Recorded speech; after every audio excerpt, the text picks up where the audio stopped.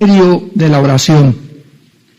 Y en esta noche tenemos como subtítulo Entrando a la presencia de Dios, o cómo entrar a la presencia de Dios. Abran su Biblia en el libro de los Hebreos, capítulo 10, versículos 19 al 23. Así que, hermanos, teniendo libertad para entrar en el lugar santísimo, por la sangre de Jesucristo, por el camino nuevo y vivo que Él nos abrió a través del velo, esto es, de su carne, y teniendo un gran sacerdote sobre la casa de Dios, acerquémonos con corazón sincero, en plena certidumbre de fe, purificados los corazones de mala conciencia y lavados los cuerpos con agua pura. Mantengamos firme, sin fluctuar, la profesión de nuestra esperanza, porque fiel es el que prometió. El libro de los Hebreos es un libro que explica, que revela los símbolos del Antiguo Testamento. Si nosotros nos vamos al Antiguo Testamento a estudiar todos los ritos, las liturgias, las ofrendas, los sacrificios que tenían que realizarse diariamente, semanalmente, mensualmente y anualmente, no tendrían ningún significado si nosotros no tuviéramos la continuación del Antiguo Pacto, que es el Brit Hadashah, o que se llama el Nuevo Testamento o el Nuevo Pacto. Así pues, el Nuevo Pacto completa el Antiguo Testamento y el Nuevo Testamento está contenido en símbolos en el Antiguo Pacto. En el Antiguo Testamento, Dios escondió todo en símbolos. Y esta es la razón por la cual los rabinos judíos ortodoxos del siglo XXI, cuando vienen a la palabra de Dios y se meten a la Torah, no pueden entender absolutamente nada. No pueden ver a Jesús, a Yeshua Mashiach, en las ofrendas, en el sacerdocio, en los ritos, porque para ellos todo es absolutamente mecánico y automático. Cuando nosotros recibimos al Espíritu Santo, es el Espíritu Santo en el Nuevo Testamento el que nos abre el entendimiento para poder estudiar el Antiguo Testamento a la luz del Nuevo Testamento.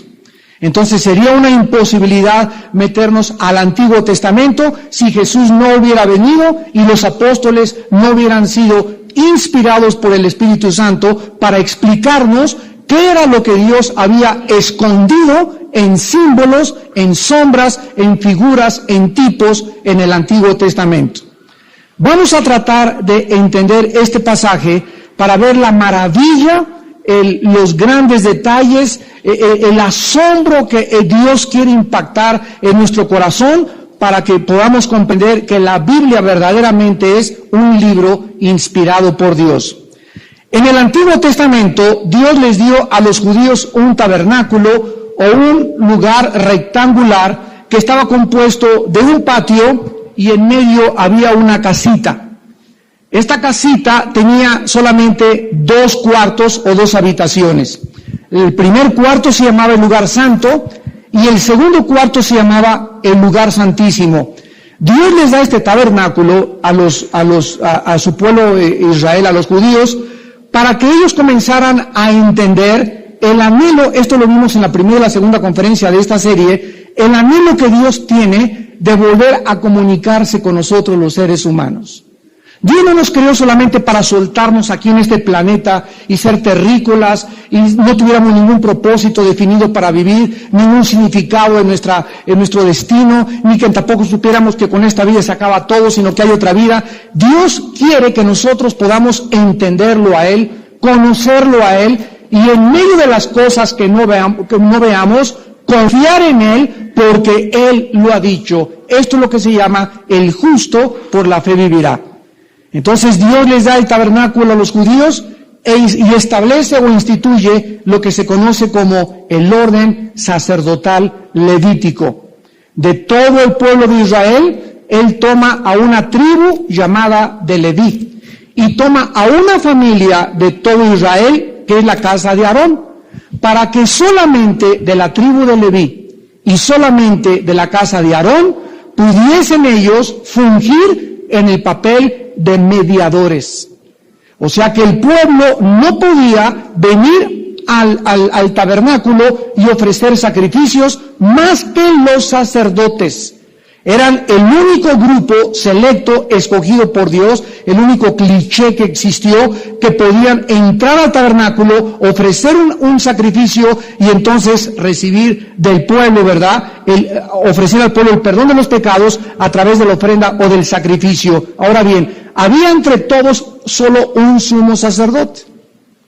Los sacerdotes eran el símbolo de todos nosotros, la cristiandad. Primera de Pedro 2:9.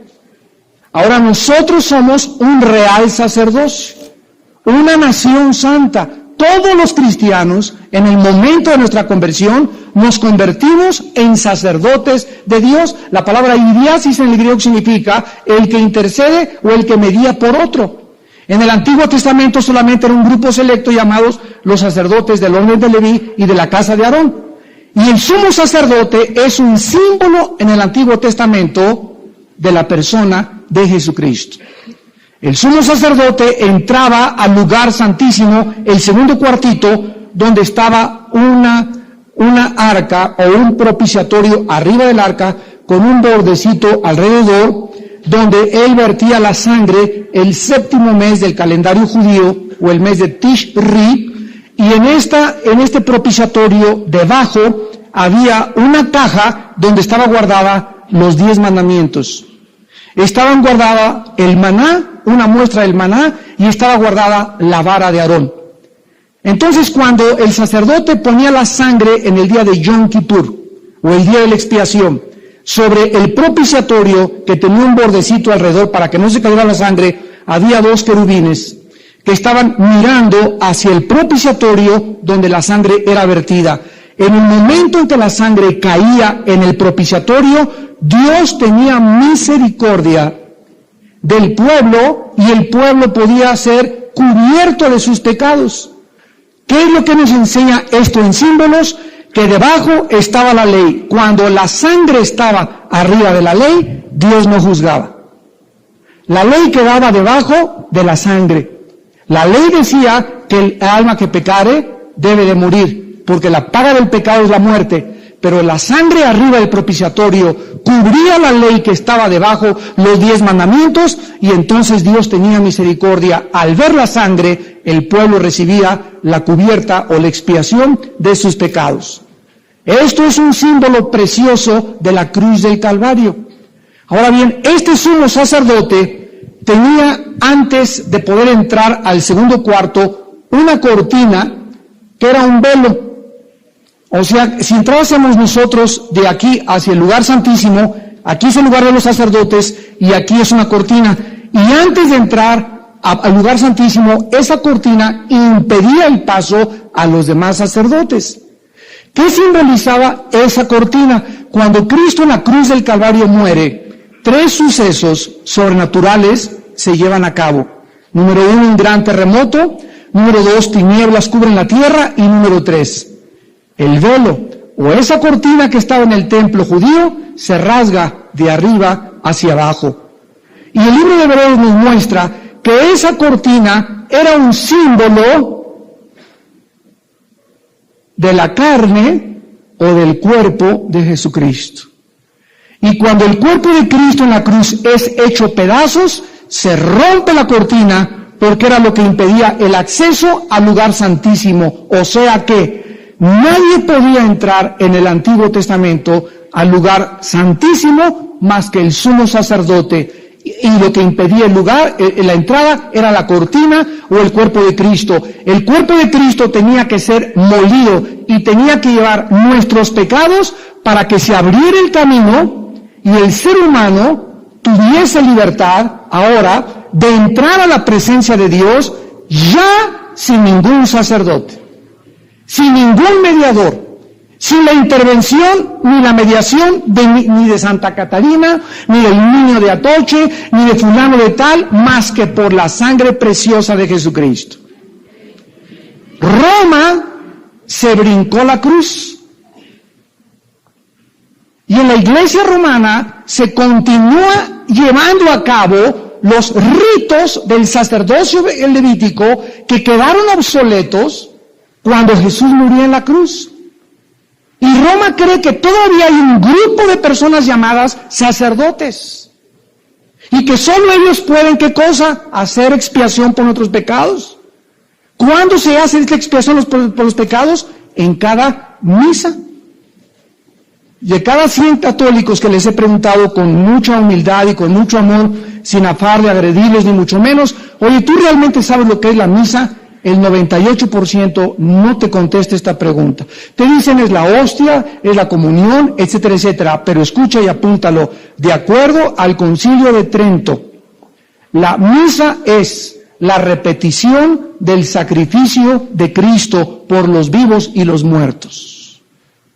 O sea que si alguna persona se muere y se le ofrece una misa, se llaman gregorianas, esa persona, como no está en el infierno, nadie sabe por qué dicen eso, porque el purgatorio no existe en la Biblia, en ese momento las oraciones y las misas hacen que esa persona pase menos años en el purgatorio y salga más rápido.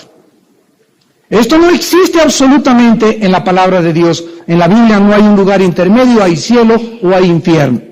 Entonces, cuando el sacerdote entra a ofrecer el sacrificio, él dice en latín, introibo al altare Dei ad eunque letificat juventutem meam. Me introduzco al altar de Dios a ofrecer sacrificio por los vivos y los muertos. Entonces, es increíble, ¿verdad? Yo siempre que hablo, y me encanta hablar con los curitas porque son ignorantes de la palabra de Dios. O sea, no conocen la Biblia, no conocen Hebreos. Y les digo, pero tú sabes lo que tú estás haciendo. Amigo, ¿por qué no crees que Cristo murió una sola vez y para siempre? No hay necesidad que lo tengan que volver otra vez a repetir el sacrificio y decirle a la gente al darle la hostia que están recibiendo a Cristo, o sea, reciben a Cristo el domingo, se les sale de lunes a viernes y se le vuelve a meter el otro domingo. Todas estas cosas formaron parte de nuestra cultura, de nuestra educación. Yo fui lasallista y le doy gracias a Dios por la cultura que recibí y la educación académica, la primaria, secundaria, preparatoria y universidad, la hice en colegios de La Salle. Académicamente son un grande educación y escuelas, pero todo lo que me lo enseñaron tergiversado, cuatrapeado, porque jamás me acuerdo nunca que hayamos leído ni siquiera la Biblia. Ahorita, gracias a Dios que hay muchos católicos que están leyendo la Biblia, y gracias a Dios por eso, porque las vendas se le están comenzando a caer y darse cuenta que el cristianismo no es solamente de 11 a 12 el domingo, y de lunes a viernes me porto como el diablo, y otra vez el domingo a ofrecerle sacrificios a Dios. Pero esto es importante porque, vuelvo a repetir, Roma cree todavía que hay un grupo especial, y la Biblia dice en 1 Pedro 2:9, se lo podemos enseñar a nuestros amigos católicos, que todos somos sacerdotes ya. Está en la Biblia de ellos, en la Biblia de los Testigos de Jehová, en la Biblia de la Nácar Colunga, en la Torre Samada, en la Biblia de Jerusalén. En cualquier Biblia está 1 Pedro 2:9. Podemos enseñarles 1 de Timoteo 2:7, porque no hay más que un mediador entre Dios y los hombres, Jesucristo hombre. Podemos enseñar Hechos 4:12, porque no hay otro nombre dado bajo el cielo a los hombres en quien podamos ser salvos. Pero ¿qué fue lo que sucedió? Se brincaron la cruz y comienzan a nombrar a las personas que se dictamina que no rompieron un plato, se les beatifica y se les hace santos. Y entonces el pueblo ya puede orarle ahora a Juan Diego, un personaje que ni siquiera existió en la historia. Y nos damos cuenta, ¿verdad?, que ya no tengo que ir a tener el San Cristóbal, el patrón de los choferes, el patrón de los deportistas, el patrón de las guadalupanas, el patrón de esto, el patrón de aquello, Virgen de la Macarena, Virgen de Lourdes, Virgen de Guadalupe, Virgen de la Toche, Virgen de Guayaquil, Virgen de Ecuador. Señoras y señores, el nombre de la Virgen, la Santa Madre de Jesús, se llamaba María. No se llamaba de Atoche, ni de Lourdes, ni de Guayaquil, ni era prieta, ni morena. Era una mujer normal del Medio Oriente y es la madre de Jesucristo y su nombre es María. No es de Lourdes, no es de Macarena, no es de Zapopan, no es de Los Lagos, no hay más que una sola Virgen y un solo Salvador. María y Jesucristo. Y cuando entendemos esto a la luz de la Biblia, le damos gracias a Dios de tanta ignorancia en la que nosotros veníamos arrastrando. Ahora ya tiene sentido Hebreos 10:19. Así que, hermanos, teniendo libertad, o sea, no había esta libertad antes de Cristo. Insisto, solo un hombre, el sumo sacerdote, podía entrar al lugar santísimo. ¿Qué era el lugar santísimo? El símbolo de la presencia de Dios, donde se encontraba el Shekinah, la gloria de Dios en el lugar santísimo. Ahora tenemos libertad para entrar a este lugar. ¿Quién pudo propiciar nuestra entrada ahora? ¿Quién pudo lograr que ahora yo, de hace 2000 años a mis días, no tenga que ir con un señor, ni besarle la mano, ni rezarle una estatua, ni intercederle a un santo, hombres iguales que nosotros? Ahora la Biblia me dice que yo puedo entrar libremente a la presencia de Dios solamente porque en la cruz del Calvario el Hijo de Dios derramó su sangre por mis pecados. Fue la sangre, la vida de Jesús, lo que hizo posible nuestro acceso y nuestra entrada a la presencia de Dios. Además dice el versículo 20 que este camino es nuevo. El camino en el Antiguo Testamento era el camino viejo, a través de los sacerdotes, a través de los mediadores, a través de los intercesores. Ahora es un camino nuevo y Jesús dijo en Juan 14:6, yo soy el camino. ¿El camino a dónde, damas y caballeros? El camino a Dios. Nadie va al Padre, Jesús dijo, Juan 14:6, más que a través de mí. Él es el único señalado, escogido por el Padre, en quien el Padre tuvo toda su complacencia y nos ordena a Él oír. Cuando estaba bautizado Cristo en el río Jordán, se oyó la voz y se abrieron los cielos que decía, este es mi Hijo bien amado, en quien tengo mi complacencia, a Él oír. No dice, oigan a Buda, oigan al Dalai Lama, a Hare Krishna, a Mahatma Gandhi, al Gurú, al Maharaji. Es Jesús el que Dios escogió para que fuera el camino del ser humano hacia el cielo. Dice la Biblia, por el camino nuevo, y además este camino está vivo, porque es una persona. ¿Ya lo vieron? Camino nuevo y vivo. El camino antiguo del antiguo pacto era un camino muerto, era un camino de sacrificios, era un camino de hombres. Ahora este camino es nuevo y es vivo porque es Jesús, mi Señor Jesús, que vive para interceder por nosotros eternamente en el cielo. Y dice que nos abrió a través del velo, esto es de su carne. Aquí está, cuando el velo fue roto, cuando la carne de Cristo fue hecha a pedazos, se abrió la entrada al lugar santísimo. Ya pudo Cristo, al recibir el pecado tuyo y mi pecado en su cuerpo, porque fue en su cuerpo, no fue en su alma, no fue en su espíritu, fue en su cuerpo, donde Dios puso nuestros pecados, y el Cristo, el que no conoció pecado, por nosotros hace pecado, para que fuésemos hechos la justicia de Dios en él. Entonces Cristo en su cuerpo es donde recibe el pecado, porque el Espíritu de Cristo no podía morir, Dios no puede morir, y Él era Dios. Y esta es la razón por la cual tenía que nacer de la Virgen María, sin que José tuviera relaciones con la Virgen María. Porque si José hubiera tenido relaciones con la Virgen María y Cristo hubiera nacido como naciste yo y como nací yo, hubiera heredado, porque el pecado se transmite en la sangre. Esto fue descubierto hasta 1860 por el monje austriaco Mendel, cuando descubrió los inicios de la transmisión genética de los chícharos y donde se demostró que había realmente de un ser humano a otro ser humano en los genes la transmisión de características hereditarias que todos hemos recibido. Dice en Romanos 5:12, porque así como el pecado entró al mundo por un hombre, y el pecado pasó a todos los hombres, así la muerte pasó a todos los hombres por cuanto todos pecaron. Vamos con detenimiento. Así como por el pecado entró la muerte al mundo, y por el pecado la muerte pasó, esta palabra pasó, es una palabra genética. O sea, hace 2000 años, el apóstol Pablo le escribe en Romanos 5:12, que el pecado se transmitió a toda la raza humana. ¿Cómo puede haber esa transmisión cuando no se había descubierto hasta 1860 que las características hereditarias a través de los genes se podían transmitir?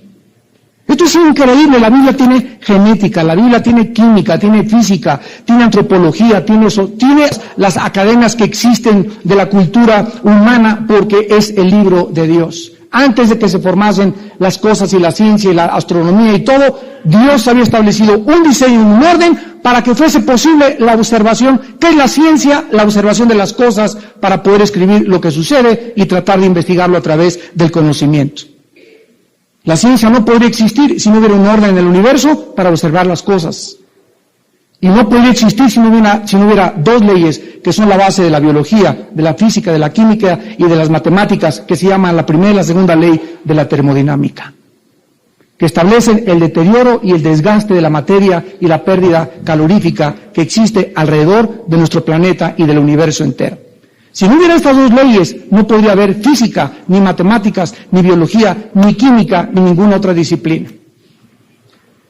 Dice la Biblia, y teniendo un gran sacerdote sobre la casa de Dios, o sea, fíjense nada más lo que se nos está revelando. Ya el ser humano tiene libertad para ir a Dios sin intercesores ni mediadores. Gracias a la sangre de Cristo.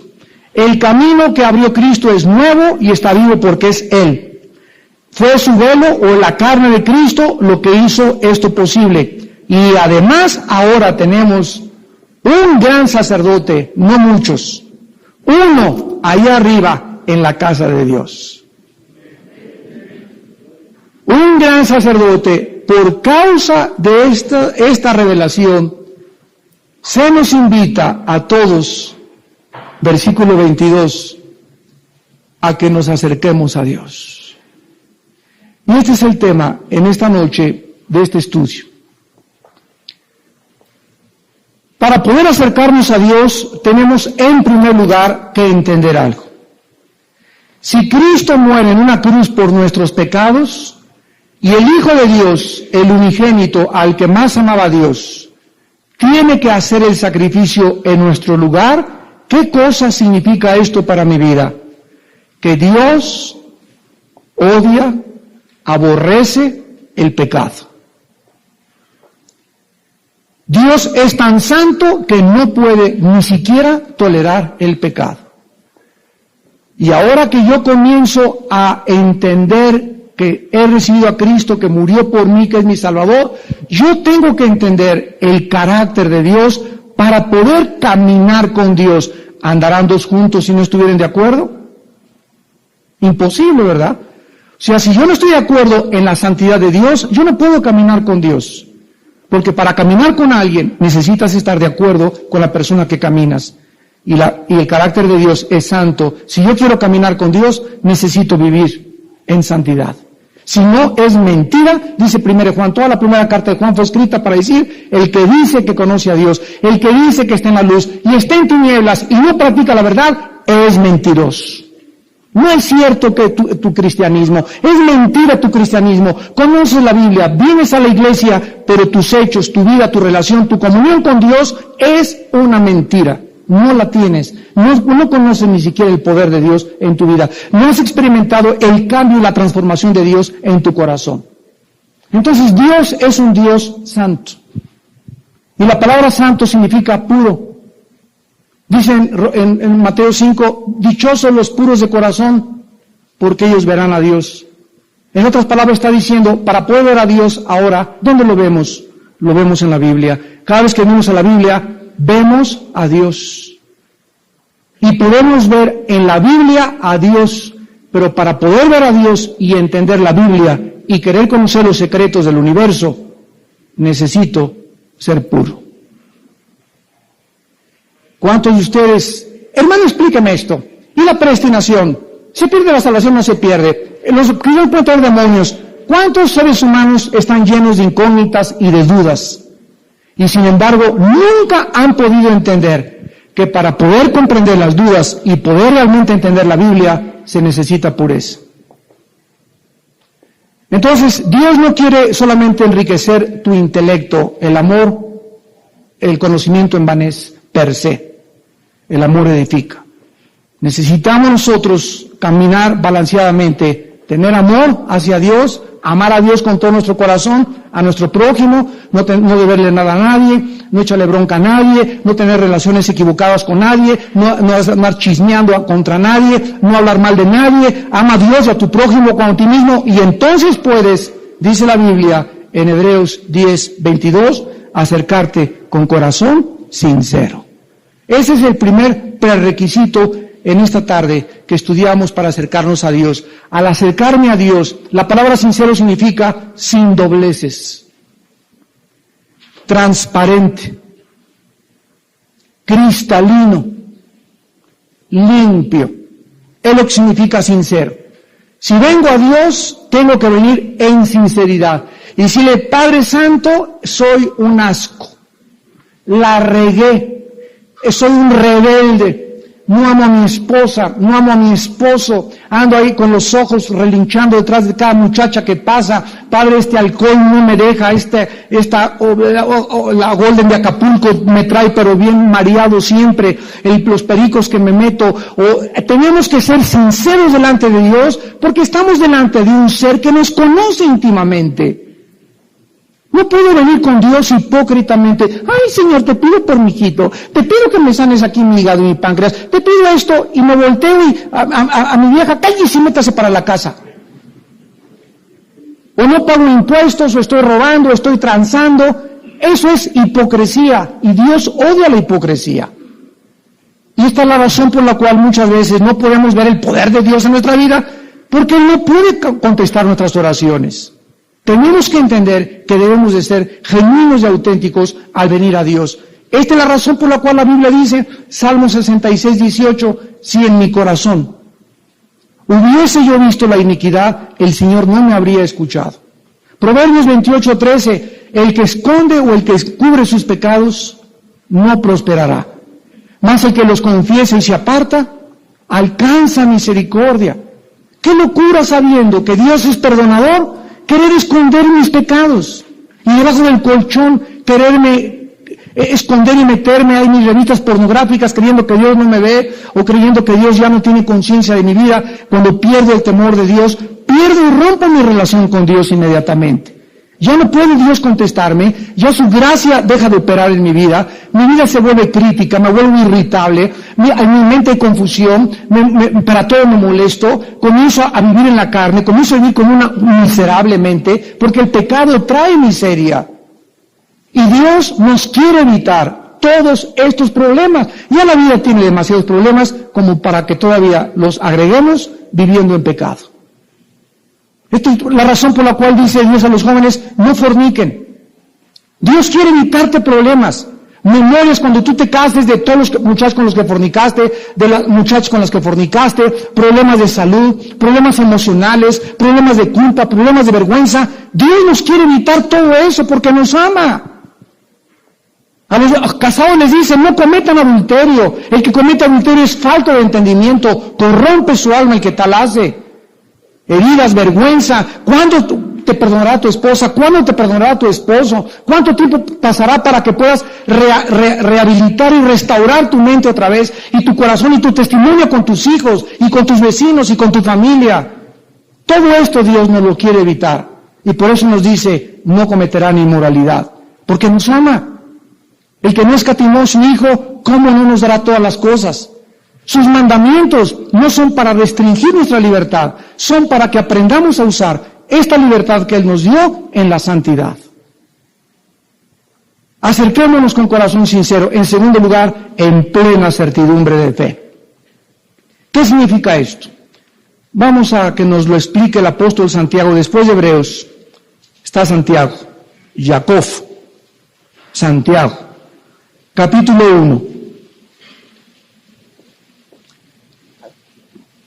Dice en el versículo 2 al versículo 8, Santiago 1 del 2 al 8, hermanos míos, tened por sumo gozo cuando os halléis en diversas pruebas, sabiendo que la prueba de vuestra fe produce paciencia. Esto es asombroso. Esto es incongruente racionalmente. Se nos invita a que nos gocemos en los problemas. ¿Es posible esto? No es posible a menos que yo pueda entender detrás del mandamiento la sabiduría de Dios.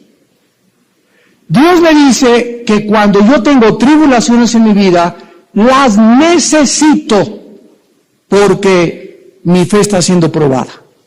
¿Ya lo vieron? Para que la prueba de vuestra fe. O sea, en las tribulaciones Dios me está probando. ¿Y qué es lo que me está probando? Si es cierto que aguanto, soportar un peso. Resistir debajo de una carga significa la palabra paciencia. O sea, Dios cuando nos convertimos va a permitir y nos va a poner arriba, como dice el Salmo 66, pusiste pesada carga sobre nuestras cabezas, hiciste cabalgar caballos sobre nosotros, nos metiste en la red y nos sacaste a la abundancia. Dice el Salmo 66.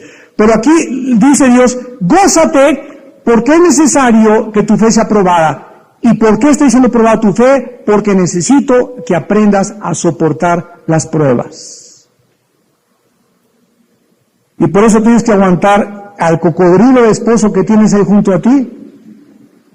Tal vez a la leona de esposa que tienes ahí junto a ti. Tal vez al tigre o a las hienas de vecinos que tienes. A los maestros, a los jefes de tu trabajo, etcétera, etcétera. Todo eso está produciendo en nosotros un carácter para aprender a aguantar. Pero no solamente aguantar, sino que dice el versículo 4, mas la paciencia tenga su obra completa para que seáis perfectos y cabales. O sea que llega un momento en que si aguantas, y aguantas, pasas la prueba, y una vez que Dios ve que ahora estás cerca de Él, te quita la presión. ¡Wow! Ustedes han visto cuando los carpinteros ponen una tabla arriba de la otra y la pegan, y muchas veces le meten tornillos o clavos, y cuando ya está bien agarrada, le quitan los clavos, ya no necesita la presión porque ya está pegada. Cuando Dios ve que Él ha logrado que te unas con Él en comunión, te quita la presión. ¿Cuál es el propósito de la presión a nuestras vidas? Acercarnos a Él.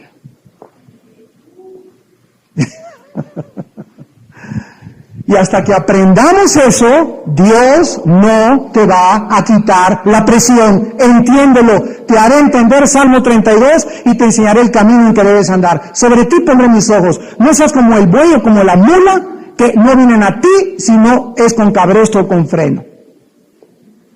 O sea, los caballos tienen un freno que se les pone, que es como un puente, y cuando el jinete le jala la rienda al caballo, este freno, ese puente, se le entierra en el paladar al caballo, y cuando el caballo siente el dolor, asocia el dolor con la obediencia, porque es un bruto, es un animal. Si yo dijera, párate Pinto, y no le tengo que jalar la frenda, pues se pararía, pero él no me va a obedecer si le digo, párate Pinto, le tengo que aplicar dolor, para que él pueda entender que es hora de que se pare, y que me obedezca. Y dice Dios que Él no nos quiere tratar así. Que si tú entiendes, sin que te tenga que aplicar dolor, entonces te va a tratar como a un hijo. Porque Dios al que ama, se lo cuarea. Y duro que nos da. Ahora dice el versículo 5, si alguno de ustedes tiene falta de sabiduría, pídala a Dios. O sea, aquí en el contexto implica que si nosotros no entendemos, ay Señor, ¿por qué me chocaron mi carro? Ay Señor, ¿por qué está enfermo mi niño? ¿Por qué se enfermó mi esposa? ¿Por qué me pasó esto? ¿Por qué me corrieron mi trabajo? En ese momento, cuando la confusión entra y nos comienza a embargar, es peligrosísimo correr y alejarte de Dios. Todo lo contrario, cualquier prueba que tengas, corre a hincarte. Híncate inmediatamente, busca al Señor con todo tu corazón. No es con tu compadre, ay, pues así son todas las viejas, saca el tequila Centenario, mi amigo. Ay, pues esto es así, porque así tiene que ser. Y no, que quítate, mujer, que me corrió del trabajo. No estás viendo cómo está la situación. Y tú, ¿qué, chamaco del diablo? Sáquese de aquí. Y en lugar de que las tribulaciones nos enardezcan, nos amarguen, que es el efecto natural de los que no son hijos de Dios, en nosotros debe producir paciencia y acercarnos a Él. Si es que eres hijo de Dios e hija de Dios. Y en ese momento, Padre Santo, ¿qué voy a hacer? Le pido sabiduría. Si alguno no tiene sabiduría, ¿qué es la sabiduría? Es la capacidad que Dios nos da en la inteligencia para comprender los métodos con los que Él nos trata. Esa es la sabiduría. Padre, no entiendo lo que está pasando en mi vida, pero confío en ti. Aunque como Job, aunque Él me quitara la vida, seguiré confiando en Él. Porque yo sé que mi Redentor vive y aún de deshecha está mi piel y mi carne de ver a Dios. Y ahí comienzas a confiar, Él es mi pastor, nada me faltará, de esto vamos a salir, ven mi amor, en lugar de pelear y en tu casa vengan mis hijos, tú vamos a orar, vamos a cantar, aleluya, gloria a Dios, y tus vecinos, oye, ¿ya viste aquel que perdió el trabajo en su casa y música cristiana están bailando? Están re locos, ¿verdad? Así es, esto el mundo no lo entiende y nosotros entendemos que por nada debemos estar afanosos. Si no sean conocidas nuestras peticiones, Filipenses 4, 6 y 7, con todo ruego y súplica y la paz de Dios, que sobrepasa todo entendimiento, guardará nuestros pensamientos y nuestro corazón en Cristo Jesús. En el momento en que estemos afligidos, atribulados, no tratemos de huir. Ahí es cuando Dios te dice, entre el Mar Rojo y Egipto, quédense quietos y vean mi salvación.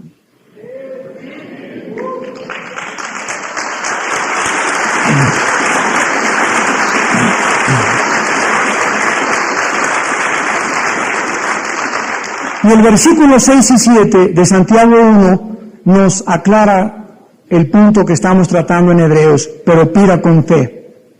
No dudando nada. ¿Qué dice Hebreos 10? Que nos acerquemos en plena certeza de fe.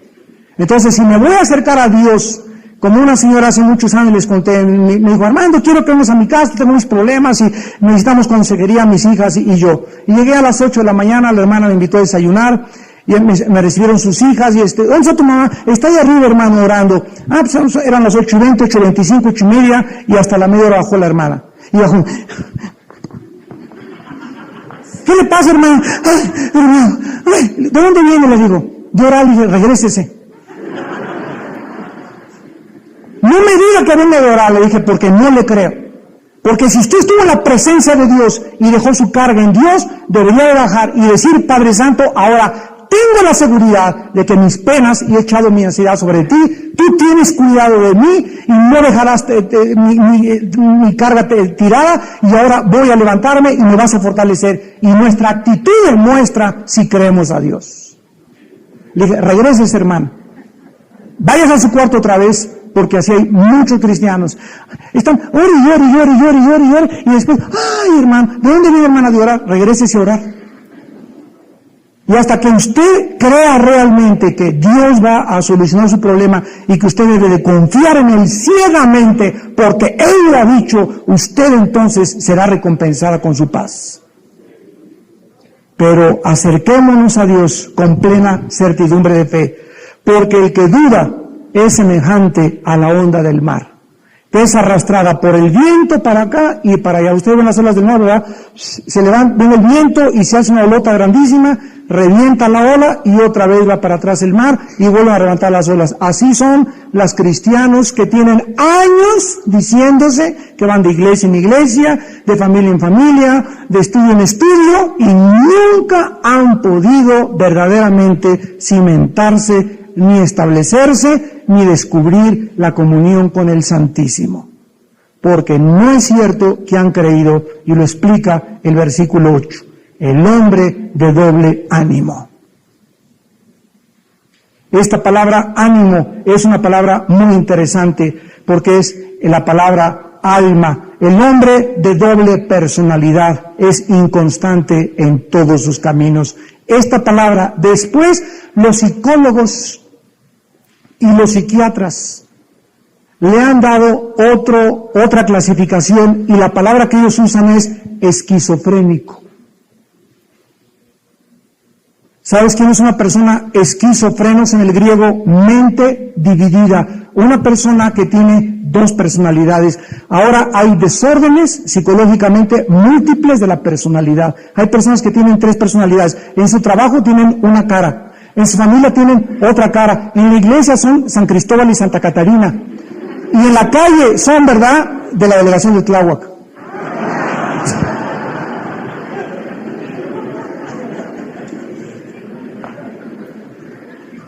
Y regresamos para terminar con Hebreos. De veras, qué triste. En tercer lugar, purificados los corazones de mala conciencia. La conciencia, la palabra conciencia significa con dentro, ciencia, conocimiento, gnosis en el griego. Conciencia significa conocimiento interno. Dios dejó dentro de nosotros algo que los animales no tienen. Un león llega y mata un venado y no ande con las lágrimas a los 3 días el león con culpa de que mató un venadito. Ellos matan por instinto, por un patrón que no han aprendido. Nosotros no tenemos eso, nosotros tenemos una conciencia que es como un juez que Dios dejó dentro de mi ser, que cuando hago algo bueno me llena de satisfacción, me siento contento, tengo paz. Cuando hago algo malo, siento culpa, siento vergüenza, pesadillas, no puedo dormir, irritable, estoy confundido, no estoy contento con mi vida porque mi conciencia me atormenta. Entonces, cuando yo llego a Dios, yo no puedo traer una mala conciencia. ¿Qué es una mala conciencia? De verle a alguien, algo a alguien, por ejemplo. ¿Qué es una mala conciencia? Venir con Dios y orar: Padre, te pido en esta noche que me des trabajo, etcétera, etcétera. ¿Cuándo tengo una semana que no le pido perdón a mi esposa? Eso es una mala conciencia. Cuando aquí en la librería vine y compré libros y tengo 6 meses que no doy un solo abono. Me estoy haciendo el pato con los abonos. Cuando no quiero pagar lo que debo. Esa es una mala conciencia. ¿Cómo puedes atreverte a acercarte a Dios con esa conciencia, o a lo mejor ya está cauterizada en tu vida? Y cuando la conciencia se cauteriza, es cuando se endurece el corazón. Y cuando se endurece el corazón, se pierde la sensibilidad de la dirección del Espíritu Santo. Y finalmente dice: y lavados los cuerpos con agua pura. Los sacerdotes bajo el antiguo pacto, antes de entrar al lugar santísimo, se lavaban.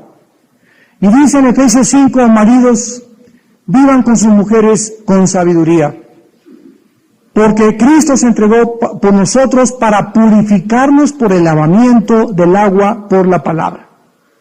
O sea, esto es una costumbre que debes desarrollar y un hábito en tu vida espiritual. Antes de orar, yo en las mañanas me levanto temprano y lo he desarrollado por muchos años, y lo primero que hago es abrir la Biblia y comenzar a leer los Salmos, Proverbios, 10, 15, 20 minutos para lavarme. La entrada de la palabra al alma nos lava, sin que nos demos cuenta nos está purificando. Y comienzo a decirle: Padre Santo, examíname, conóceme, cómo traté a mi esposa anoche, ayer, a mis hijos, cuál es mi problema, tengo alguna actitud que tú me quieras mostrar. Espíritu Santo, ilumíname para poder presentarme a Dios y tener la seguridad que lo que hoy en la mañana le pedí a Dios, Dios me lo va a conceder. Porque Él dijo: pidan para que vuestro gozo sea cumplido. Oremos. Así que, hermanos, teniendo libertad para entrar en el lugar santísimo, por la sangre de Jesucristo, por el camino nuevo y vivo que Él nos abrió a través del velo. Esto es de su carne, y teniendo un gran sacerdote sobre la casa de Dios, acerquémonos. Oh Padre, gracias por el privilegio que nos das de acercarnos a ti, fuente de agua viva. En tu presencia hay plenitud de gozo. Solo cerca de ti nuestra alma puede descansar. Solo cerca de ti, Señor, puede nuestra alma tener dirección y paz, salud, bienestar y dirección a nuestra vida. Si ustedes permanecen en mí, dijo Jesús, y mis palabras permanecen en vosotros, pídanme todo lo que quieran, porque el anhelo de mi Padre es que lleven fruto y que vuestro fruto permanezca, porque separados de mí, nada, absolutamente nada podrán hacer. Acerquémonos con corazón sincero, en plena certidumbre de fe, purificados los corazones de mala conciencia, y lavémonos con la palabra. Padre, te damos gracias por la oportunidad que nos das de acercarnos en este momento al trono de tu gracia. Señor, te estamos pidiendo en esta noche por nuestra familia, nuestro matrimonio, nuestros hijos. Bendice, Padre, aumenta tu bendición sobre nosotros y nuestros hijos. Te pedimos por la iglesia a la que cada uno de nosotros pertenecemos, que nos bendigas, que bendigas a nuestros pastores, que les des sabiduría para guiarnos y mostrarnos tu voluntad. Te pedimos por nuestros gobernantes, Padre, por nuestro presidente Vicente Fox, por su familia, por el gobernador de cada estado de la República Mexicana, por el Distrito Federal donde vivimos, Señor, que tengamos paz, que nos abras puertas para penetrar con tu palabra en la Cámara de Legisladores, que los diputados, los senadores, los jueces, los magistrados, los políticos puedan, Señor, entender que la justicia engrandece la nación y que no puede haber paz sin antes haber justicia. Padre, usa nuestras vidas como instrumentos de tu gracia y de tu poder en esta vida tan corta que nos has concedido tener, para que la aprovechemos, redimiendo el tiempo, porque los días son bastante malos. Ahora tal vez haya en esta noche alguna persona o varias personas que aún no tienen la maravillosa esperanza de la vida eterna. Tal vez tú en esta noche eres religioso o religiosa, pero no tienes la persona del Hijo de Dios. La Biblia dice que el que tiene al Hijo tiene la vida, y el que no tiene al Hijo, aunque tengas una religión, no tienes la vida eterna. ¿Qué puedo hacer?, me preguntarás, para que en esta noche yo pueda salir de este lugar con la absoluta certidumbre, certeza y seguridad de que mis pecados han sido perdonados y que puedo acercarme ahora a Dios con una conciencia libre de pecado. La Biblia dice: arrepiéntete de tus pecados. Arrepentidos, si no igualmente todos pereceréis. Arrepentirse es reconocer que has vivido una vida equivocada, que estás ofendiendo a Dios con la forma como vives, y que si tú mueres en tus pecados, te condenas eternamente en el infierno. Arrepentirse es volverte a Dios con todo tu corazón y decirle que crees que en la cruz Cristo murió por ti y que pagó con su sangre para que tú pudieses desde este momento acercarte a Él con un corazón sincero y decirle que gracias a la muerte de su Hijo Él nos acepta en el lugar santísimo. Y ahí desde tu lugar dile a Jesús: Señor, entra a mi vida en este instante, perdona mis pecados, creo que tú eres el único Mesías, el único mediador, el único Salvador. Creo que a los 3 días resucitaste y que ahora estás vivo para vivir intercediendo por mí. Te recibo en mi vida como mi Señor, en el nombre de Jesús. Bendito Salvador. Amén.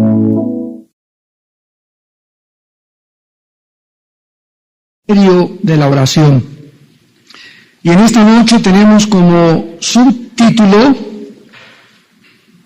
Entrando a la presencia de Dios, o cómo entrar a la presencia de Dios. Abran su Biblia en el libro de los Hebreos capítulo 10, versículos 19 al 23.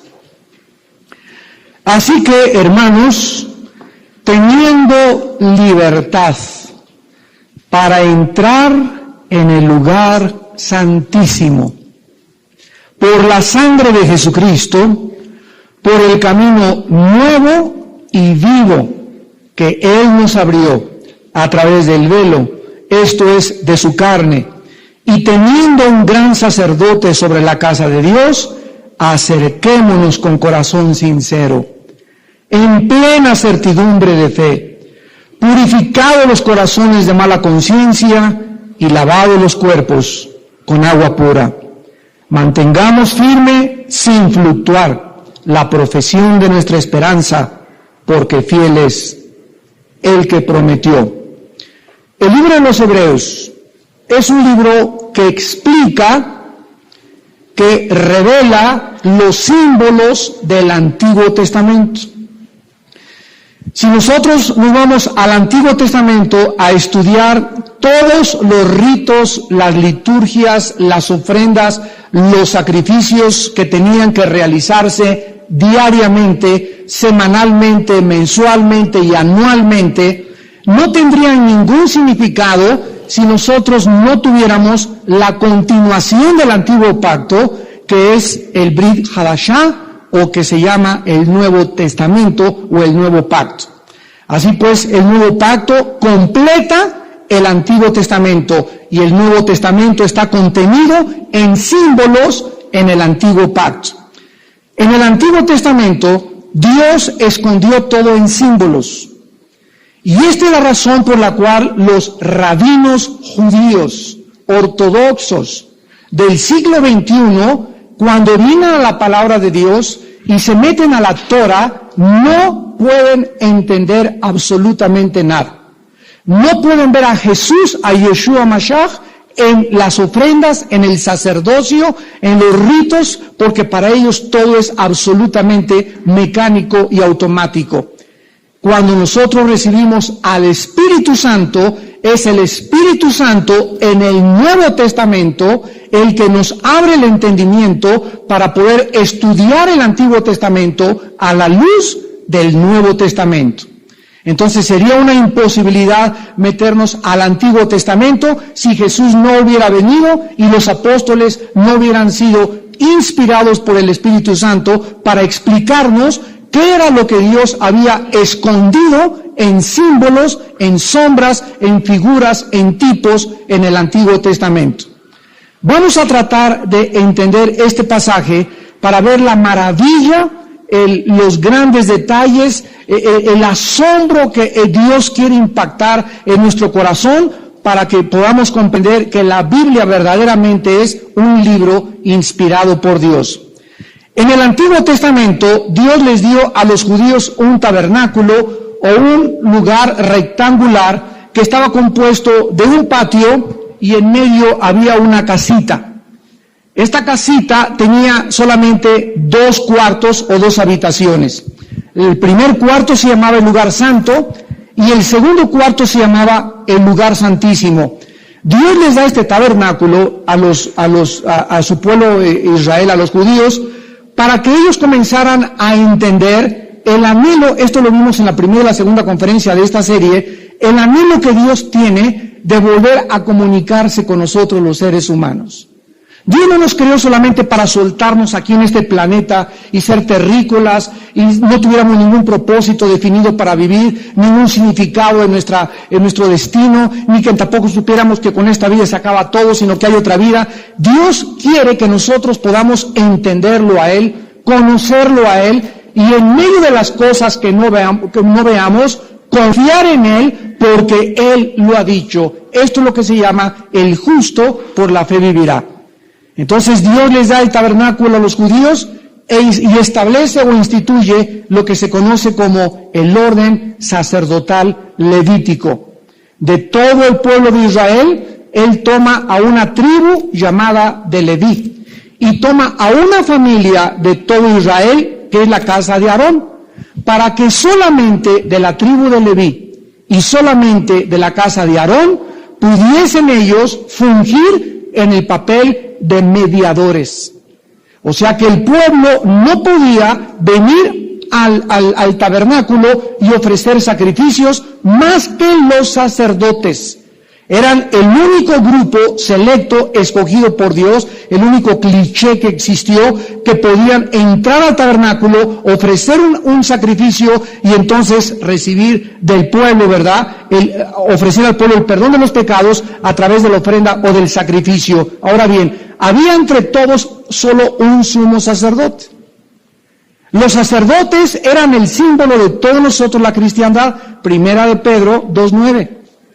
Ahora nosotros somos un real sacerdocio, una nación santa. Todos los cristianos, en el momento de nuestra conversión, nos convertimos en sacerdotes de Dios. La palabra idiasis en el griego significa el que intercede o el que media por otro. En el Antiguo Testamento solamente era un grupo selecto llamados los sacerdotes del orden de Leví y de la casa de Aarón. Y el sumo sacerdote es un símbolo en el Antiguo Testamento de la persona de Jesucristo. El sumo sacerdote entraba al lugar santísimo, el segundo cuartito, donde estaba una arca o un propiciatorio arriba del arca con un bordecito alrededor, donde él vertía la sangre el séptimo mes del calendario judío o el mes de Tishri, y en este propiciatorio debajo había una caja donde estaba guardada los 10 mandamientos. Estaban guardada el maná, una muestra del maná, y estaba guardada la vara de Aarón. Entonces, cuando el sacerdote ponía la sangre en el día de Yom Kippur, o el día de la expiación, sobre el propiciatorio que tenía un bordecito alrededor para que no se cayera la sangre, había 2 querubines que estaban mirando hacia el propiciatorio donde la sangre era vertida. En el momento en que la sangre caía en el propiciatorio, Dios tenía misericordia del pueblo y el pueblo podía ser cubierto de sus pecados. ¿Qué es lo que nos enseña esto en símbolos? Que debajo estaba la ley. Cuando la sangre estaba arriba de la ley, Dios no juzgaba. La ley quedaba debajo de la sangre. La ley decía que el alma que pecare debe de morir, porque la paga del pecado es la muerte. Pero la sangre arriba del propiciatorio cubría la ley que estaba debajo, los 10 mandamientos, y entonces Dios tenía misericordia. Al ver la sangre, el pueblo recibía la cubierta o la expiación de sus pecados. Esto es un símbolo precioso de la cruz del Calvario. Ahora bien, este sumo sacerdote tenía, antes de poder entrar al segundo cuarto, una cortina que era un velo. O sea, si entrásemos nosotros de aquí hacia el lugar santísimo, aquí es el lugar de los sacerdotes y aquí es una cortina. Y antes de entrar al lugar santísimo, esa cortina impedía el paso a los demás sacerdotes. ¿Qué simbolizaba esa cortina? Cuando Cristo en la cruz del Calvario muere, 3 sucesos sobrenaturales se llevan a cabo. Número 1, un gran terremoto. Número 2, tinieblas cubren la tierra. Y número 3, el que Dios nos da en la inteligencia para comprender los métodos con los que Él nos trata. Esa es la sabiduría. Padre, no entiendo lo que está pasando en mi vida, pero confío en ti. Aunque como Job, aunque Él me quitara la vida, seguiré confiando en Él. Porque yo sé que mi Redentor vive y aún de deshecha está mi piel en mi carne de ver a Dios. Y ahí comienzas a confiar, Él es mi pastor, nada me faltará, de esto vamos a salir, ven mi amor, en lugar de pelear en tu casa, vengan mis hijos, vamos a orar, vamos a cantar, aleluya, gloria a Dios, y tus vecinos, oye, ¿ya viste aquel que perdió el trabajo en su casa y música cristiana están bailando? Están re locos, ¿verdad? Así es, esto el mundo no lo entiende y nosotros entendemos que por nada debemos estar afanosos. Si no sean conocidas nuestras peticiones, Filipenses 4, 6 y 7, con todo ruego y súplica y la paz de Dios, que sobrepasa todo entendimiento, guardará nuestros pensamientos y nuestro corazón en Cristo Jesús. En el momento en que estemos afligidos, atribulados, no tratemos de huir. Ahí es cuando Dios te dice, entre el Mar Rojo y Egipto, quédense quietos y vean mi salvación.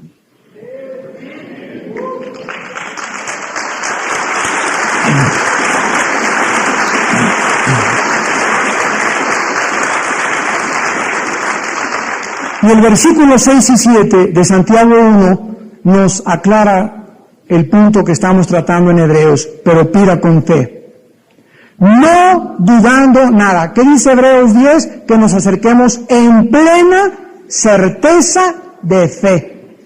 Entonces, si me voy a acercar a Dios, como una señora hace muchos años les conté, me dijo, Armando, quiero que vengas a mi casa, tengo unos problemas y necesitamos consejería a mis hijas y yo. Y llegué a las 8 de la mañana, la hermana me invitó a desayunar, y me recibieron sus hijas, y ¿dónde está tu mamá? Está ahí arriba, hermano, orando. Pues eran las 8:20, 8:25, 8:30, y hasta la media hora bajó la hermana. Y bajó, ¿qué le pasa, hermano? Ay, hermano, ay, ¿de dónde viene? Le digo, de orar, y regrésese. No me diga que venga de orar, le dije, porque no le creo. Porque si usted estuvo en la presencia de Dios y dejó su carga en Dios, debería de bajar y decir, Padre Santo, ahora tengo la seguridad de que mis penas y he echado mi ansiedad sobre ti, tú tienes cuidado de mí y no dejarás mi carga tirada, y ahora voy a levantarme y me vas a fortalecer. Y nuestra actitud demuestra si creemos a Dios. Le dije, regreses, hermano. Vayas a su cuarto otra vez, porque así hay muchos cristianos. Están, ore, y después, ay, hermano, ¿de dónde viene, hermana, de orar? Regrésese a orar. Y hasta que usted crea realmente que Dios va a solucionar su problema y que usted debe de confiar en Él ciegamente, porque Él lo ha dicho, usted entonces será recompensada con su paz.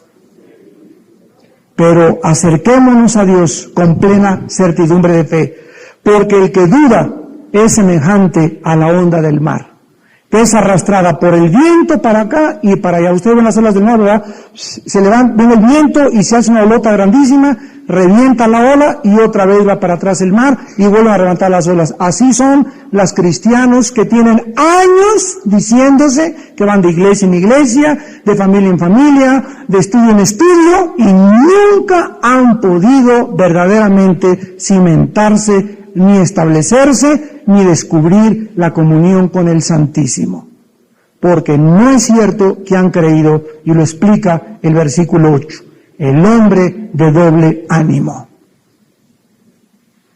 Esta palabra ánimo es una palabra muy interesante, porque es la palabra alma. El hombre de doble personalidad es inconstante en todos sus caminos.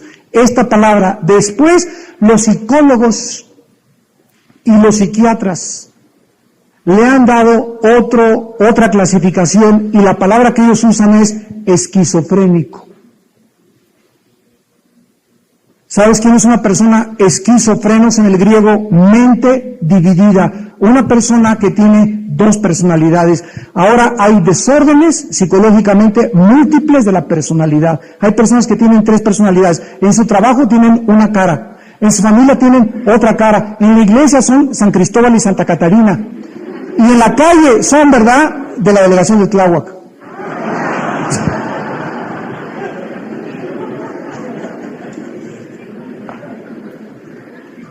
Y regresamos para terminar con Hebreos. De veras, qué triste. En tercer lugar, purificados los corazones de mala conciencia. La conciencia, la palabra conciencia significa con dentro, ciencia, conocimiento, gnosis en el griego. Conciencia significa conocimiento interno. Dios dejó dentro de nosotros algo que los animales no tienen. Un león llega y mata un venado y no ande con las lágrimas a los 3 días el león con culpa de que mató un venadito. Ellos matan por instinto, por un patrón que no han aprendido. Nosotros no tenemos eso, nosotros tenemos una conciencia que es como un juez que Dios dejó dentro de mi ser, que cuando hago algo bueno, me llena de satisfacción, me siento contento, tengo paz. Cuando hago algo malo, siento culpa, siento vergüenza, pesadillas, no puedo dormir, irritable, estoy confundido, no estoy contento con mi vida porque mi conciencia me atormenta. Entonces, cuando yo llego a Dios, yo no puedo traer una mala conciencia. ¿Qué es una mala conciencia de verle a alguien, algo a alguien, por ejemplo? ¿Qué es una mala conciencia? Venir con Dios y orar: Padre, te pido en esta noche que me des trabajo, etcétera, etcétera. ¿Cuándo tengo una semana que no le pido perdón a mi esposa? Esa es una mala conciencia. Cuando aquí en la librería vine y compré libros y tengo 6 meses que no doy un solo abono. Me estoy haciendo el pato con los abonos. Cuando no quiero pagar lo que debo, esa es una mala conciencia. ¿Cómo puedes atreverte a acercarte a Dios con esa conciencia, o a lo mejor ya está cauterizada en tu vida? Y cuando la conciencia se cauteriza, es cuando se endurece el corazón. Y cuando se endurece el corazón, se pierde la sensibilidad de la dirección del Espíritu Santo. Y finalmente dice: y lavados los cuerpos con agua pura. Los sacerdotes bajo el antiguo pacto, antes de entrar al lugar santísimo, se lavaban. Y dice en Efesios 5, maridos, vivan con sus mujeres con sabiduría, porque Cristo se entregó por nosotros para purificarnos por el lavamiento del agua por la palabra. O sea, esto es una costumbre que debes desarrollar y un hábito en tu vida espiritual. Antes de orar, yo en las mañanas me levanto temprano y lo he desarrollado por muchos años, y lo primero que hago es abrir la Biblia y comenzar a leer los Salmos, Proverbios, 10, 15, 20 minutos para lavarme. La entrada de la palabra al alma nos lava, sin que nos demos cuenta nos está purificando.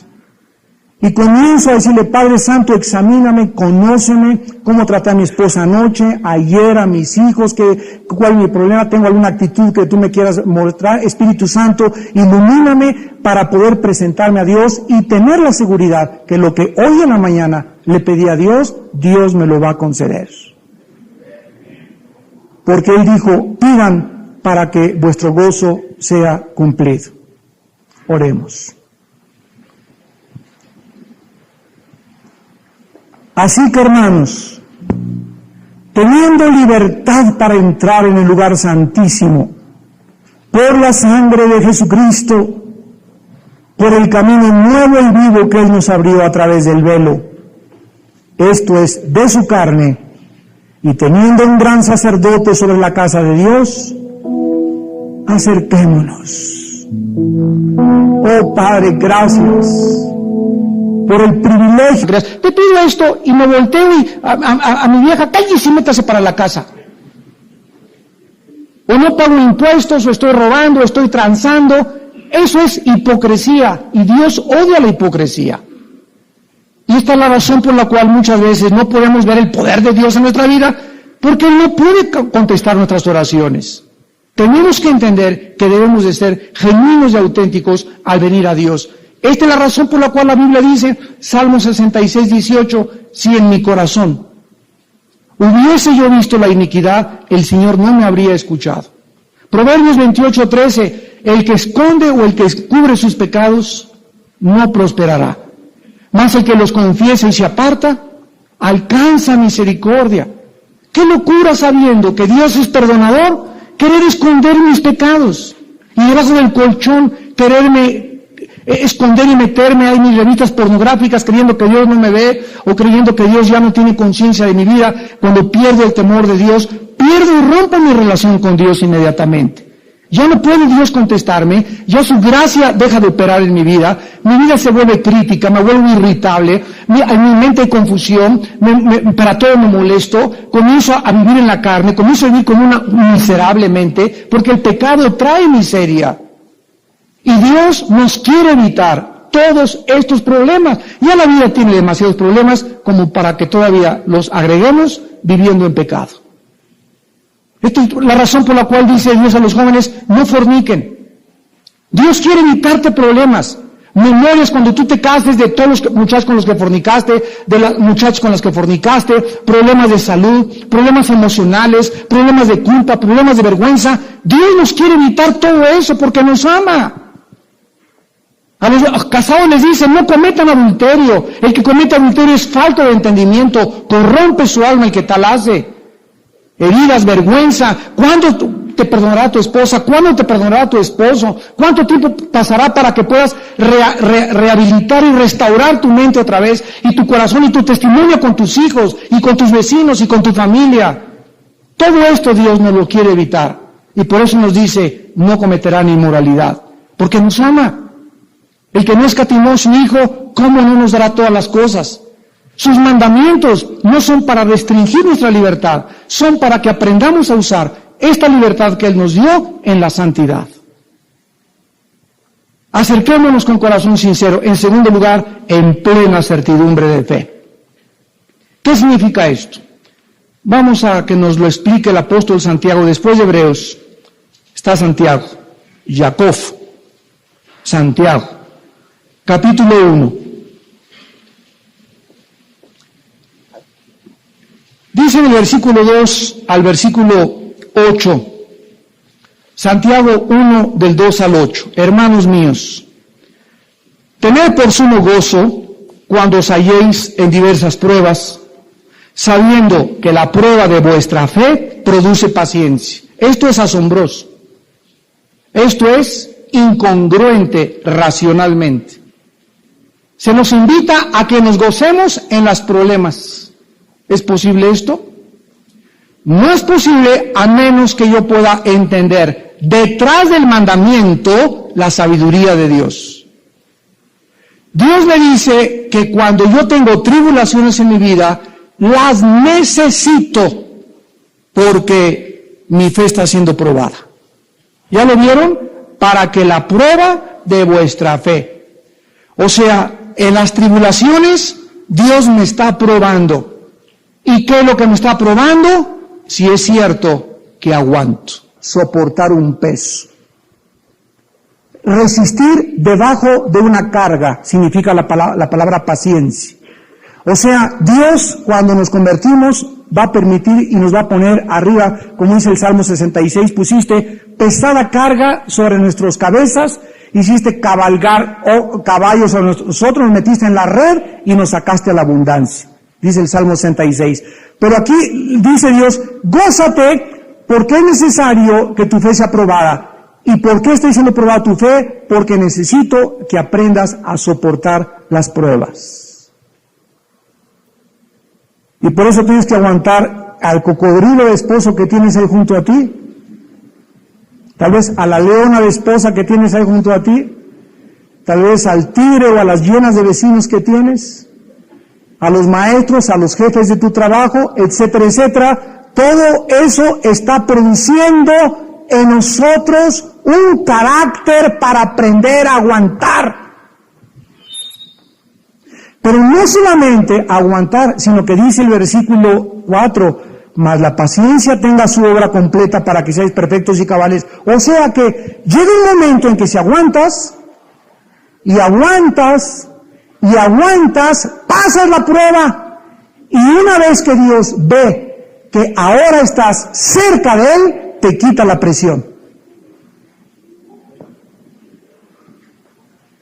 ¡Wow! Ustedes han visto cuando los carpinteros ponen una tabla arriba de la otra y la pegan, y muchas veces le meten tornillos o clavos, y cuando ya está bien agarrada, le quitan los clavos. Ya no necesita la presión porque ya está pegada. Cuando Dios ve que Él ha logrado que te unas con Él en comunión, te quita la presión. ¿Cuál es el propósito de la presión a nuestras vidas? Acercarnos a Él.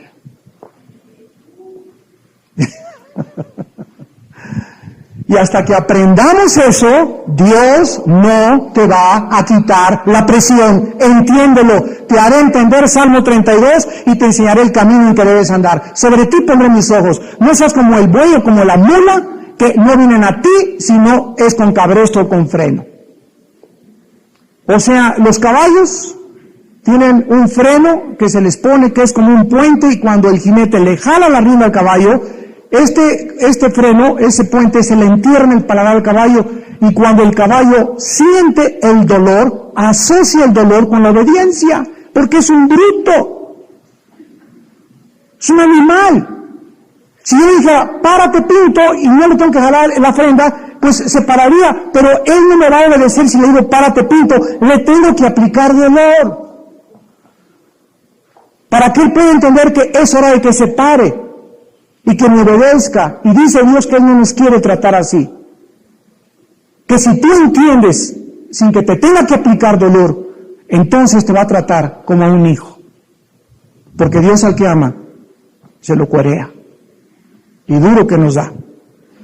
Ahora dice en el versículo 5, si alguno de ustedes tiene falta de sabiduría, pídala a Dios. O sea, aquí en el contexto implica que si nosotros no entendemos, ay Señor, ¿por qué me chocaron mi carro? Ay Señor, ¿por qué está enfermo mi niño? ¿Por qué se enfermó mi esposa? ¿Por qué me pasó esto? ¿Por qué me corrieron mi trabajo? En ese momento, cuando la confusión entra y nos comienza a embargar, es peligrosísimo correr y alejarte de Dios. Todo lo contrario, cualquier prueba que tengas, corre a hincarte. Híncate inmediatamente, busca al Señor con todo tu corazón. No es con tu compadre, ay, pues así son todas las viejas, saca el tequila Centenario, mi amigo. Ay, pues esto es así, porque así tiene que ser. Y no, que quítate, mujer, que me corrió del trabajo. No estás viendo cómo está la situación. Y tú, ¿qué hay, chamaco del diablo? Sáquese de aquí. Y en lugar de que las tribulaciones nos enardezcan, nos amarguen, que es el efecto natural de los que no son hijos de Dios, en nosotros debe producir paciencia y acercarnos a Él. Si es que eres hijo de Dios e hija de Dios. Y en ese momento, Padre Santo, ¿qué voy a hacer? Le pido sabiduría. Si alguno no tiene sabiduría, ¿qué es la sabiduría? Es la capacidad. El velo, o esa cortina que estaba en el templo judío, se rasga de arriba hacia abajo. Y el libro de Hebreos nos muestra que esa cortina era un símbolo de la carne o del cuerpo de Jesucristo. Y cuando el cuerpo de Cristo en la cruz es hecho pedazos, se rompe la cortina porque era lo que impedía el acceso al lugar santísimo. O sea que nadie podía entrar en el Antiguo Testamento al lugar santísimo más que el sumo sacerdote. Y lo que impedía el lugar, la entrada, era la cortina o el cuerpo de Cristo. El cuerpo de Cristo tenía que ser molido y tenía que llevar nuestros pecados para que se abriera el camino y el ser humano tuviese libertad ahora de entrar a la presencia de Dios ya sin ningún sacerdote, sin ningún mediador. Sin la intervención ni la mediación ni de Santa Catarina, ni del niño de Atoche, ni de fulano de tal, más que por la sangre preciosa de Jesucristo. Roma se brincó la cruz. Y en la iglesia romana se continúa llevando a cabo los ritos del sacerdocio levítico que quedaron obsoletos cuando Jesús murió en la cruz. Y Roma cree que todavía hay un grupo de personas llamadas sacerdotes. Y que solo ellos pueden, ¿qué cosa? Hacer expiación por nuestros pecados. ¿Cuándo se hace esta expiación por los pecados? En cada misa. De cada 100 católicos que les he preguntado con mucha humildad y con mucho amor, sin afán de agredirlos ni mucho menos, oye, ¿tú realmente sabes lo que es la misa? El 98% no te contesta esta pregunta. Te dicen es la hostia, es la comunión, etcétera, etcétera. Pero escucha y apúntalo. De acuerdo al Concilio de Trento, la misa es la repetición del sacrificio de Cristo por los vivos y los muertos. O sea que si alguna persona se muere y se le ofrece una misa, se llaman gregorianas, esa persona, como no está en el infierno, nadie sabe por qué dicen eso, porque el purgatorio no existe en la Biblia. En ese momento, las oraciones y las misas hacen que esa persona pase menos años en el purgatorio y salga más rápido. Esto no existe absolutamente en la palabra de Dios. En la Biblia no hay un lugar intermedio, hay cielo o hay infierno. Entonces, cuando el sacerdote entra a ofrecer el sacrificio, él dice en latín: introibo al altare Dei ad eum qualificat juventutem meam. Me introduzco al altar de Dios a ofrecer sacrificio por los vivos y los muertos. Entonces, es increíble, ¿verdad? Yo siempre que hablo, y me encanta hablar con los curitas porque son ignorantes de la palabra de Dios. O sea, no conocen la Biblia, no conocen Hebreos. Y les digo, pero tú sabes lo que tú estás haciendo. Amigo, ¿por qué no crees que Cristo murió una sola vez y para siempre? No hay necesidad que lo tengan que volver otra vez a repetir el sacrificio y decirle a la gente al darle la hostia que están recibiendo a Cristo, o sea, reciben a Cristo el domingo, se les sale de lunes a viernes y se le vuelve a meter el otro domingo.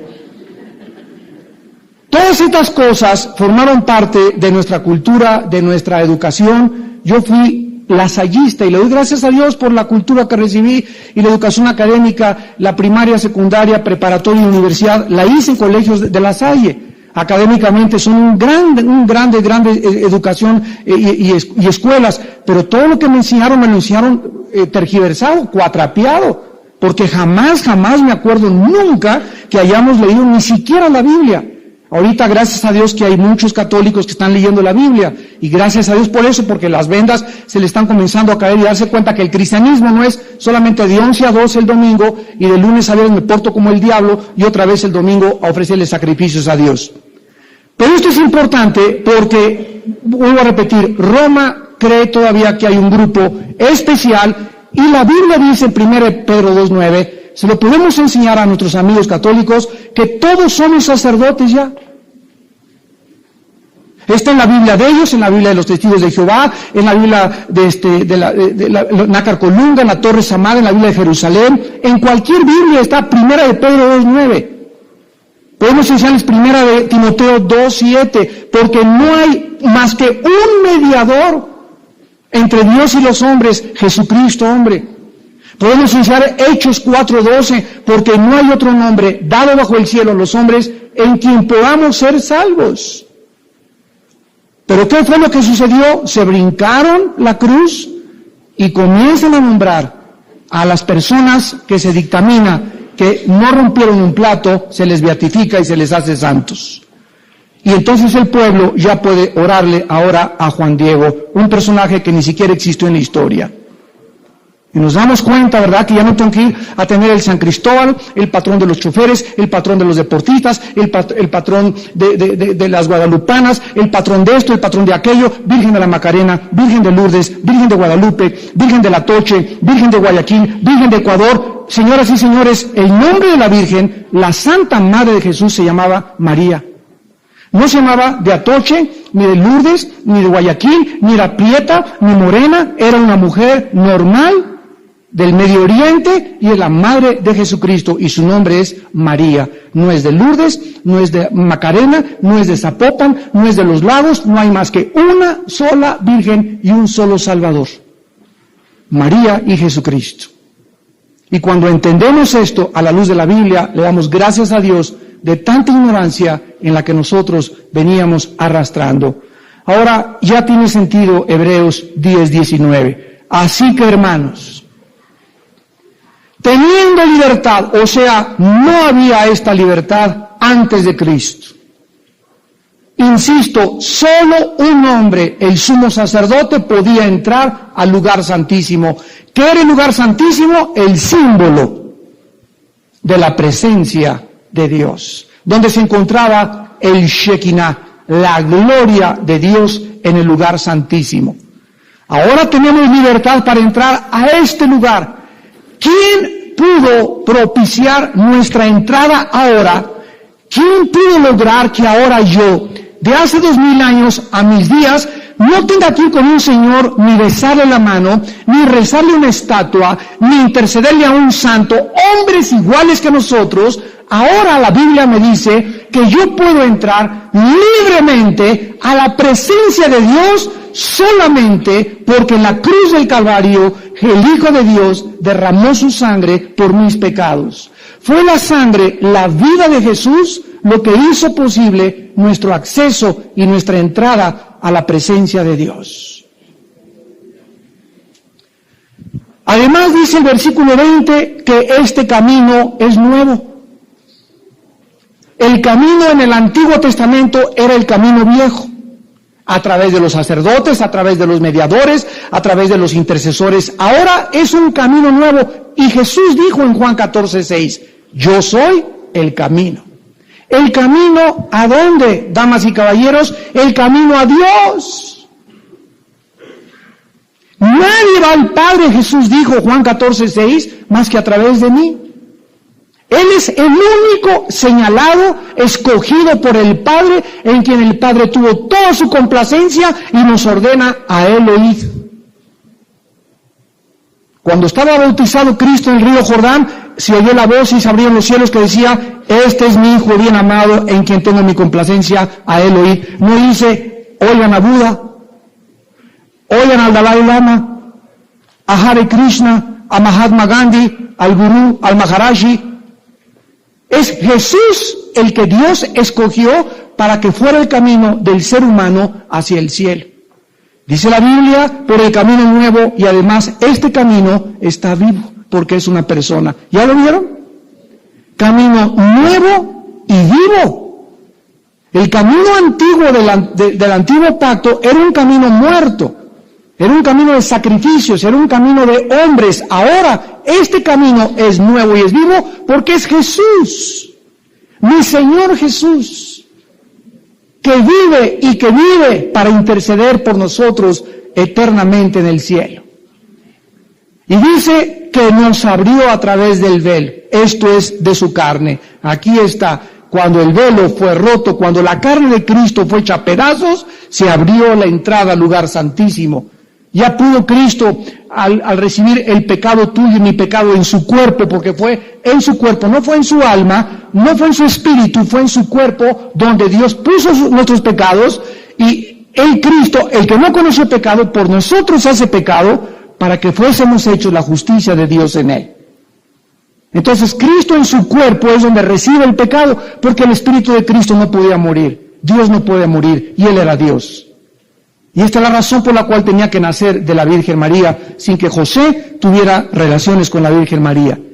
Porque si José hubiera tenido relaciones con la Virgen María y Cristo hubiera nacido como naciste yo y como nací yo, hubiera heredado, porque el pecado se transmite en la sangre.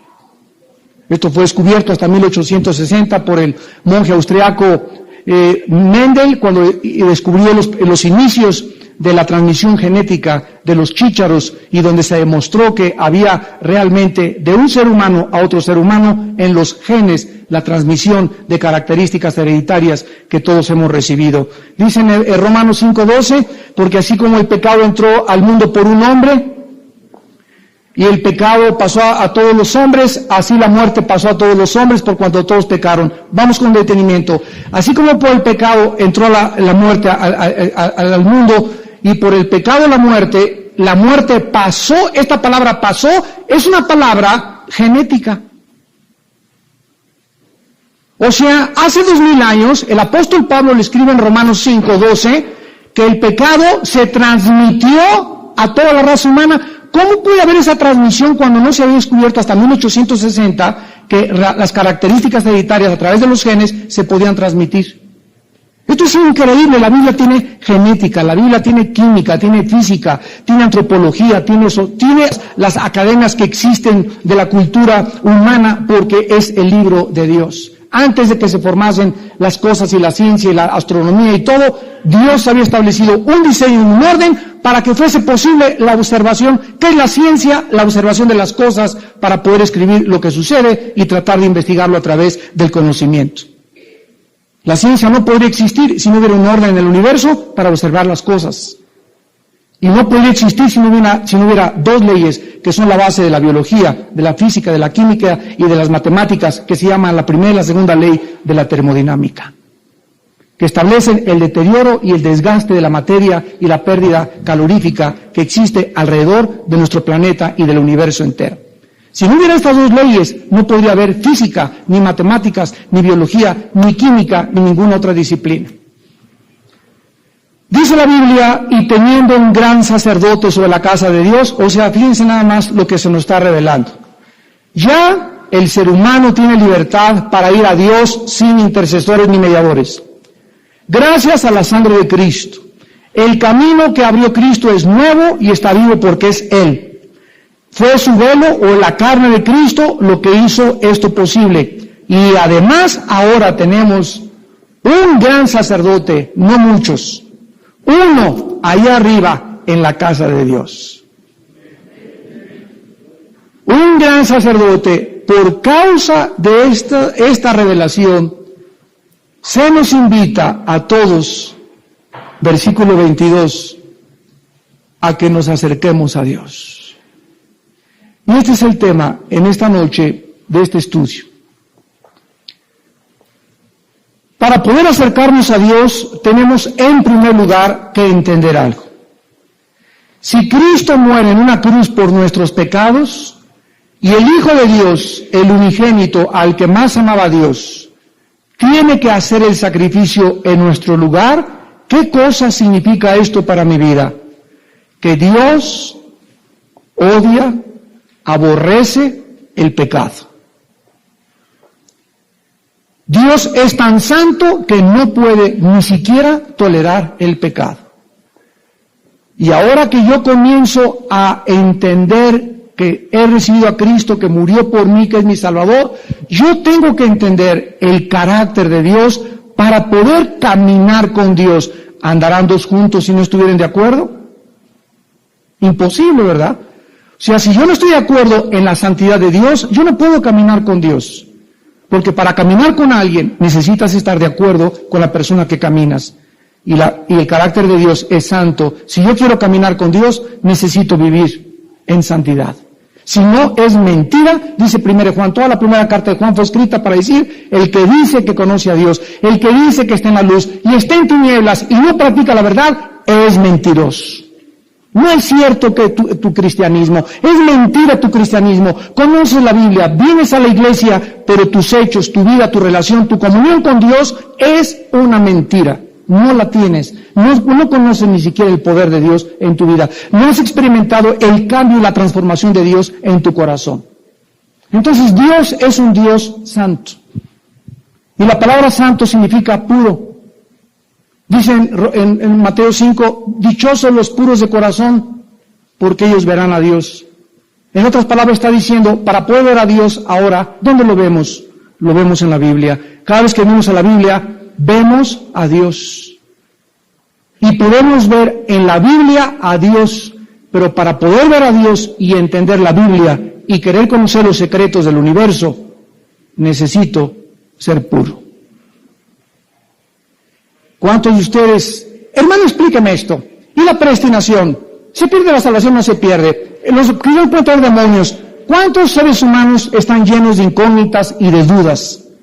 Y sin embargo, nunca han podido entender que para poder comprender las dudas y poder realmente entender la Biblia, se necesita pureza. Entonces, Dios no quiere solamente enriquecer tu intelecto. El amor, el conocimiento envanece per se. El amor edifica. Necesitamos nosotros caminar balanceadamente, tener amor hacia Dios, amar a Dios con todo nuestro corazón, a nuestro prójimo, no deberle nada a nadie, no echarle bronca a nadie, no tener relaciones equivocadas con nadie, no andar chismeando contra nadie, no hablar mal de nadie, ama a Dios y a tu prójimo como a ti mismo, y entonces puedes, dice la Biblia en Hebreos 10:22, acercarte con corazón sincero. Ese es el primer prerequisito en esta tarde que estudiamos para acercarnos a Dios. Al acercarme a Dios, la palabra sincero significa sin dobleces, transparente, cristalino, limpio. Es lo que significa sincero. Si vengo a Dios, tengo que venir en sinceridad. Y decirle, Padre Santo, soy un asco. La regué. soy un rebelde. No amo a mi esposa, no amo a mi esposo, ando ahí con los ojos relinchando detrás de cada muchacha que pasa. Padre, este alcohol no me deja, la Golden de Acapulco me trae pero bien mareado siempre, los pericos que me meto. Tenemos que ser sinceros delante de Dios, porque estamos delante de un ser que nos conoce íntimamente. No puedo venir con Dios hipócritamente. Ay, Señor, te pido por mi hijito, te pido que me sanes aquí mi hígado y mi pan.